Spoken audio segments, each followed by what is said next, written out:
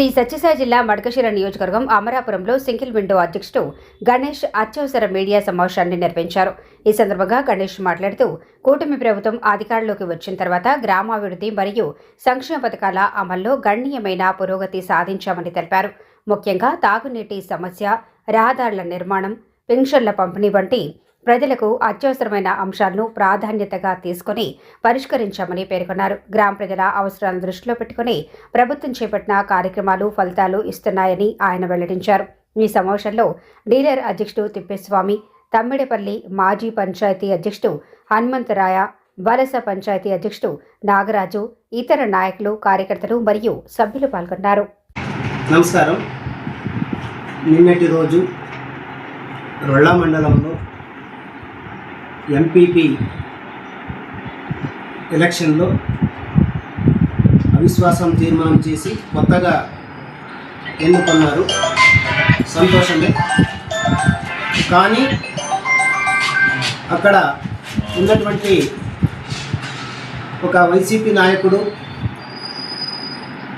ZPTC అయినటువంటి వ్యక్తి నిన్న మాధ్యమంతో మాట్లాడుతూ మన ప్రభుత్వానికి సవాలు విసిరాడు. ఏమని విసిరాడు? ఏమీ అభివృద్ధి జరగలేదు ఈ ప్రభుత్వంలో అని సవాలు విసిరాడు. ఇది ఎంతవరకు సమంజసం?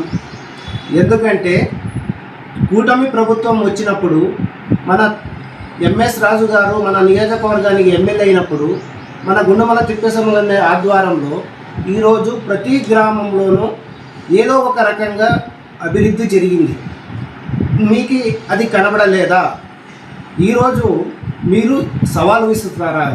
ఎందుకు విసురుతున్నారు? అవును, మీరు సవాలు విసిరాలా. ఎందుకు ఇది విసిరాలంటే గత ప్రభుత్వంలో ఏం జరిగింది, ఇప్పుడు ఏం జరుగుతుంది, దాన్ని మీరు చూడండి. చూస్తే మీకు ఏ ప్రభుత్వంలో అభివృద్ధి జరిగింది అని తెలుస్తుంది.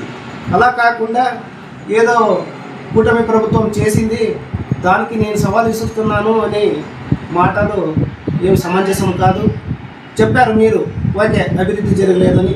మీరు ఎంక్వైరీ చేసుకోండి. ప్రతి గ్రామంలో తాగునీటి కావచ్చు, సీసీ రోడ్లు కావచ్చు, చిన్న పుట్ట సమస్యలు కావచ్చు. ఈరోజు మంచి ప్రభుత్వం అంటే మన కూటమి ప్రభుత్వం. మళ్ళీ మా సచివాలయాలు అన్నీ అట్లే ఉన్నాయి, దానికి నిధులు ఇవ్వడం లేదు అని చెప్పారు. సరే, మీరు గత ప్రభుత్వంలో సచివాలయాన్ని బునాది వేశారు. బునాది వేసి వేల సిమెంట్ మూట్లను అమ్ముకున్నారు. అవన్నీ రికవరీ చేయండి. అప్పటికే మా గ్రామంలో ఏవేవి ఉన్నాయో అవన్నీ కంప్లీట్ చేయొచ్చు. అలా అది ఇడిసి మీ గత ప్రభుత్వంలో ఉన్నటువంటి నాయకులు అవినీతి చేస్తే దాన్ని విమర్శించకుండా మన ప్రభుత్వాన్ని విమర్శిస్తున్నారా?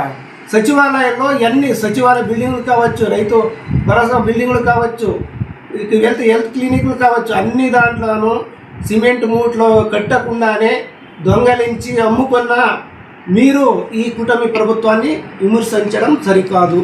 అలాగే విలేజ్ క్లినిక్లు ఉన్నాయి, దాన్ని కూడా అంతే చేశారు.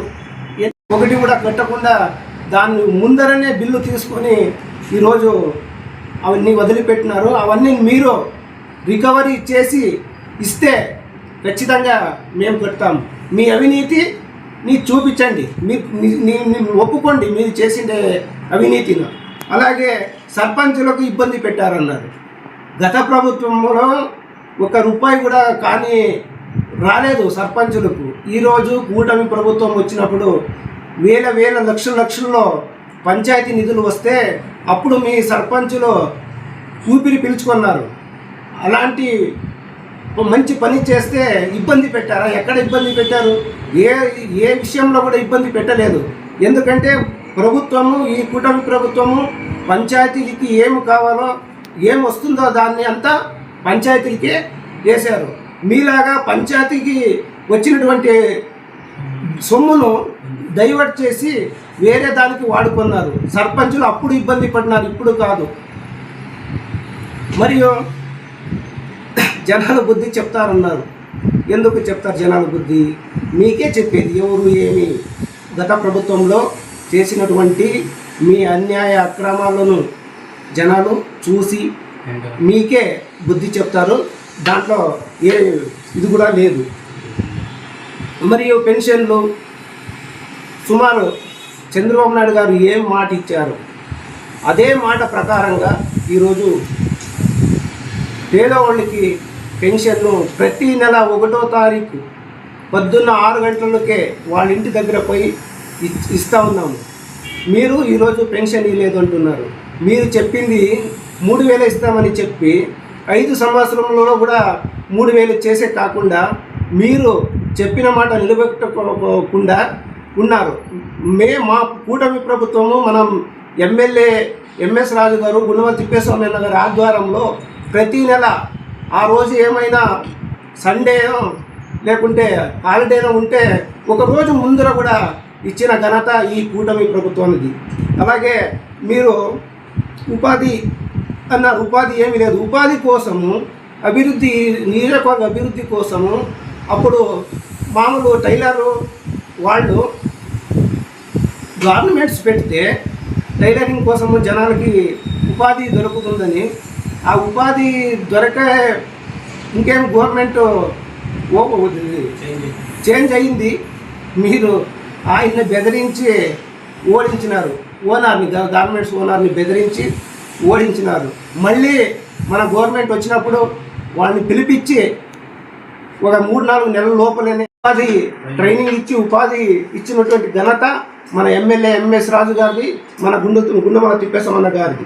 మరియు ప్రతి మండలంలో బీసీ వెల్ఫేర్ స్కూళ్ళు ఉన్నాయి.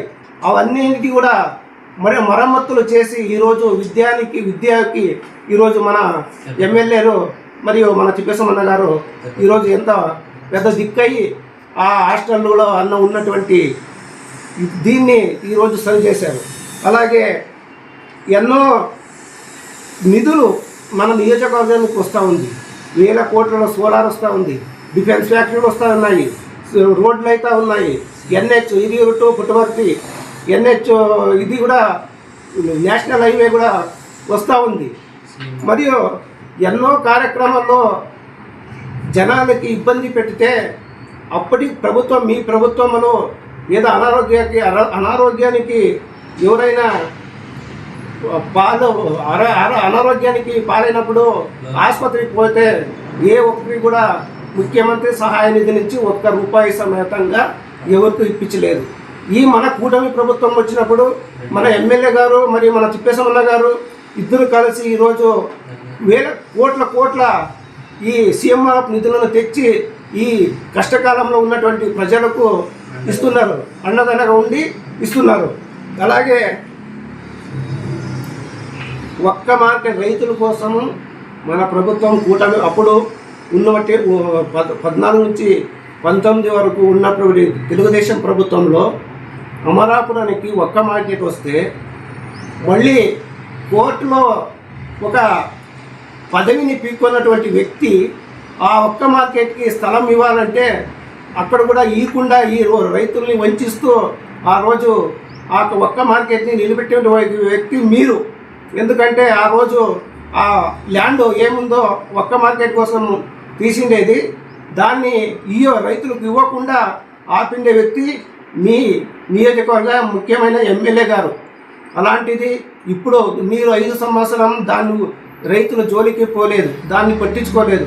ఇప్పుడు మన కూటమి ప్రభుత్వం వస్తున్నట్లే దానికి ఏమి కావాలా, పొలము మరియు నిధులు కూడా వచ్చింది.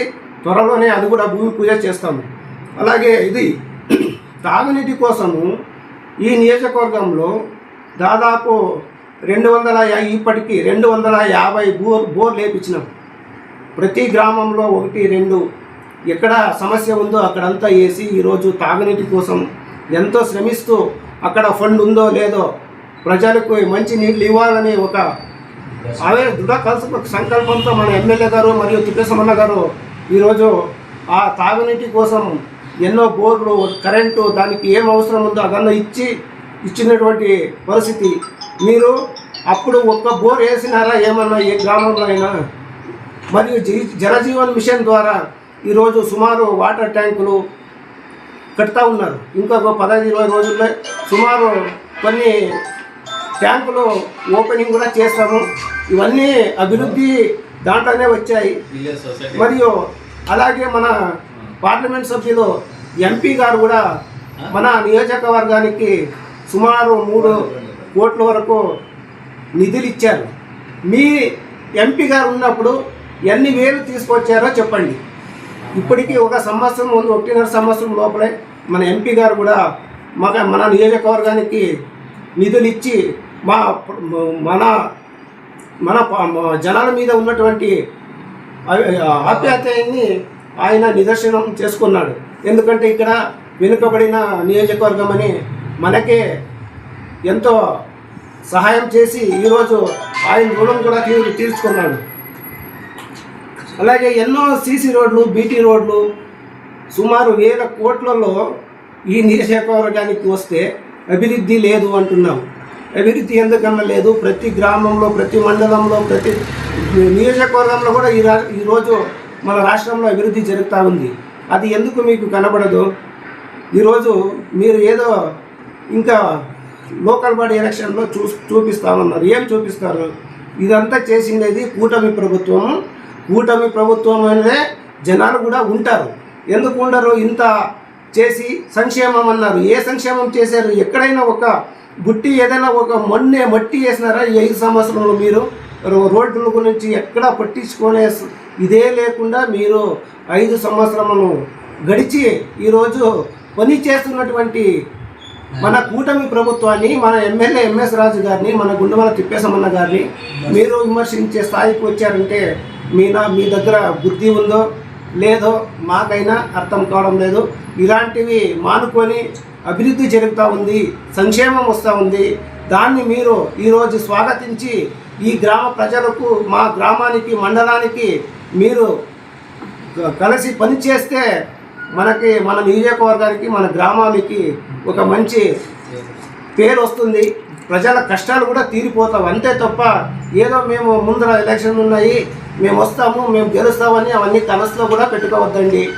మనకి సహాయం చేసిండేవాడిని సహాయం చేశారని చెప్పండి. అంతే తప్ప ఏదో మేము కూడా వాళ్ళు విమర్శించినామనే ధోరణితో మీరు పోవద్దండి అని చెప్తూ ఈ 2 మాటలు నేను గురించుకుంటున్నాను.